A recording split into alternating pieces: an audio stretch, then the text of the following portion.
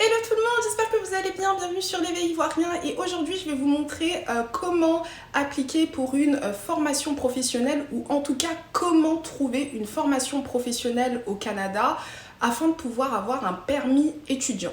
Il y a beaucoup de gens qui pensent que faire ses études au Canada, c'est plus d'actualité ou c'est pas du tout une bonne idée, alors qu'au contraire, c'est maintenant qu'il y aura de plus en plus de personnes qui auront la possibilité d'avoir un permis étudiant si leur dossier il est bien monté. Parce que les universités, avec le temps, vont se rendre compte qu'il y a de moins en moins d'étudiants, donc toutes les personnes qui vont potentiellement postuler pour avoir des admissions auront plus de chances d'être retenues. Par contre, n'oubliez pas qu'actuellement, avec les nouvelles restrictions, le permis étudiant doit être extrêmement bien considéré avant de se lancer dans les démarches parce que c'est bien d'arriver en étudiant, c'est bien d'avoir assez de fonds pour subvenir à ses besoins, mais n'oublions pas que ça va être beaucoup plus compliqué de pouvoir rester de manière permanente avec un permis étudiant qu'avant. Avant de vous lancer dans les démarches de permis étudiant, il y a plusieurs petites choses que vous devez penser, réfléchir, etc., analyser.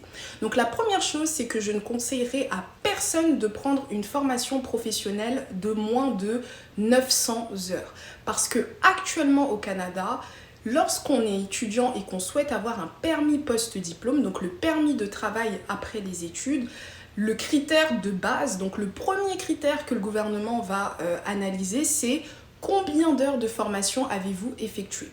Si vous faites une formation professionnelle de moins de 900 heures, malheureusement, vous n'allez pas pouvoir prétendre à un permis de travail post-diplôme. Et c'est pour ça qu'il y en a, ils arrivent avec un certain permis d'études pour une formation professionnelle qui est extrêmement courte et puis finalement ils se retrouvent à en faire une deuxième, donc un deuxième permis étudiant avec une autre formation professionnelle pour pouvoir compléter, alors que c'est vraiment pas le but. Pour éviter les tracasseries, je vous invite vraiment à prendre une formation professionnelle de plus de 900 heures. Deuxième chose à considérer, c'est qu'au Canada les études sont chères.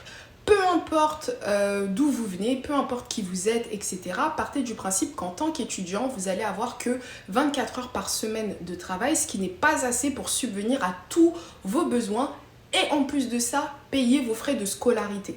Donc avant de venir au Canada en permis d'études, pensez à déjà avoir les fonds, donc la capacité financière suffisante pour pouvoir payer en totalité les frais de scolarité. Et puis après, potentiellement qu'avec les 24 heures par semaine, vous allez pouvoir subvenir un tout petit peu à vos besoins sans pour autant dilapider vos économies. La troisième chose à prendre en considération avec un permis étudiant, c'est que maintenant, vous n'avez pas la possibilité de venir avec les membres de votre famille avec une formation professionnelle lambda. Donc actuellement, à cause des nouvelles restrictions, si vous ne faites pas un diplôme de master ou plus, donc master ou doctorat, vous n'avez plus la possibilité de venir avec votre conjoint, que ce soit homme ou femme, ou avec vos enfants. Donc vous devez penser à ça. On n'est plus malheureusement à l'époque où avec une simple formation professionnelle, on pouvait venir avec un conjoint qui allait avoir un permis ouvert lui permettant de travailler à temps plein et des enfants qui allaient automatiquement avoir le statut de visiteur ou le statut étudiant pour étudier au Canada. Malheureusement, c'est plus le cas. Donc le permis étudiant reprend sa place, c'est-à-dire que maintenant c'est vraiment que pour des jeunes étudiants, la plupart du temps célibataires sans enfants et qui souhaitent immigrer au Canada dans le cadre de la poursuite de leurs études. Donc ça c'est vraiment dommage, c'est vraiment triste, mais il faut bien prendre ça en compte avant de vous lancer actuellement. Vous ne pourrez plus venir ni avec vos enfants, ni avec votre conjoint. Maintenant que vous savez ça, sachez que je vais vous mettre face à un tutoriel qui vous parle de Québec Métiers d'Avenir. C'est une vidéo qui n'est pas du tout sponsorisée, je parle depuis des années maintenant. Mais en tant que francophone, le fait d'avoir un endroit qui nous permette d'avoir la liste des formations professionnelles, des cégeps, etc., c'est plus ou moins pratique, on va pas le nier là. Donc je vais vous mettre face à ce tutoriel, ça vous permet de pouvoir savoir comment postuler pour Québec Métiers d'Avenir et les critères. J'ai totalement oublié de le mentionner, mais il faut que votre formation fasse aussi partie des 6 grandes catégories en pénurie, éducation, santé, etc. si vous souhaitez avoir un permis post-diplôme. Donc 900 heures plus un métier spécialisé dans l'une des catégories. Sur Google, je vous invite à taper Québec métier d'avenir et là vous allez tomber sur le site internet officiel de cet organisme. Vous avez la possibilité donc de pouvoir faire vos recherches, choisir vos sélections, regarder toutes les formations qu'il propose. La première chose qui va vous marquer, c'est que la majorité des formations sont à plus de 20 000 $, car depuis novembre 2024, un étudiant international, notamment au Québec, n'a pas le droit d'avoir une formation de moins de 10 000 $. Et ça, c'est vraiment dommage. Et toutes les personnes qui connaissent Québec Métiers d'Avenir à l'époque, vous pouvez vous rendre compte que ça est extrêmement augmenté. Par contre, ça reste toujours moins cher qu'une université classique qui proposerait la même formation ou le même type de formation. Grâce à ce site, vous avez la possibilité de choisir vos critères, donc la durée de formation, les droits de scolarité, donc le montant maximum alloué à vos études. Personnellement, je vous conseille que des formations de plus de 900 heures, je l'ai répété, etc. Et aussi, faites attention au type de formation. Donc, le mieux, c'est vraiment de prendre une formation qui est dans un domaine en pénurie, qui va facilement vous donner un permis post-diplôme. Mais si jamais c'est pas dans vos plans ou si vous vous en foutez, prenez quelque chose que vous allez donc 100% aimer. Donc sur Québec Métiers d'Avenir, vous pouvez aussi choisir, faire une présélection en fonction des formations qui vous intéressent.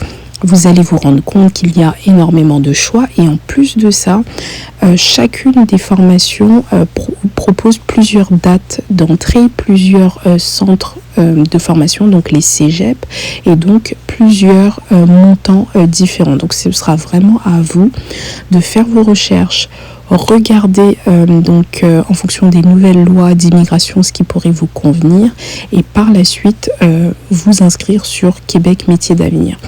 Avant, je ne vais pas vous mentir, il faut quand même avoir un test de langue, c'est ce qui est préférable, et expertiser quand même vos diplômes. C'est pas 100% obligatoire avant de vous inscrire, mais ça va vous faire gagner beaucoup de temps. Donc faites-le avant de commencer les démarches. Vous allez me dire, ok, quel est l'avantage de venir en formation professionnelle? Donc déjà, moi personnellement, je trouve que au Canada, il y a beaucoup de formations professionnelles, notamment tout ce qui est lié à la construction ou à l'informatique, qui se valent. C'est-à-dire que tu vas venir, tu vas faire une petite formation professionnelle de plus de 900 heures et à la fin de tes études, tu auras la possibilité d'avoir un meilleur emploi que des personnes qui ont fait des études généralistes, on va dire, ou plutôt des études standards. Donc je trouve que les formations professionnelles, c'est intéressant.